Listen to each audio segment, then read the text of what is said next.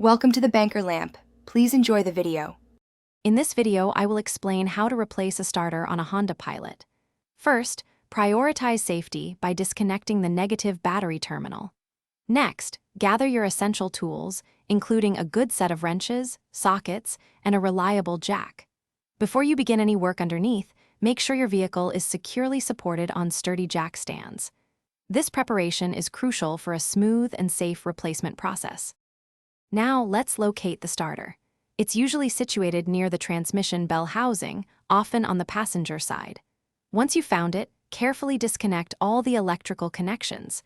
There will be a main power cable and a smaller solenoid wire. After the wires are off, you'll need to remove the 2 or 3 mounting bolts that secure the starter in place. Take your time with these steps. With the old starter removed, it's time to install the new one. Carefully position the new starter into its housing and hand-tighten the mounting bolts. Once it's seated correctly, you can fully tighten those bolts. Next, reconnect all the electrical wires to the new starter, ensuring the main power cable and the solenoid wire are firmly attached. Double-check all your connections for tightness and security before moving on. For the final steps, reconnect the negative battery terminal, making sure it's tight and secure. Now, the moment of truth. Attempt to start your engine to confirm the new starter is working correctly.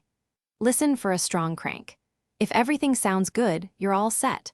Also, be sure to check the description below for a fantastic book that can truly change how you think about money, as well as other helpful deals.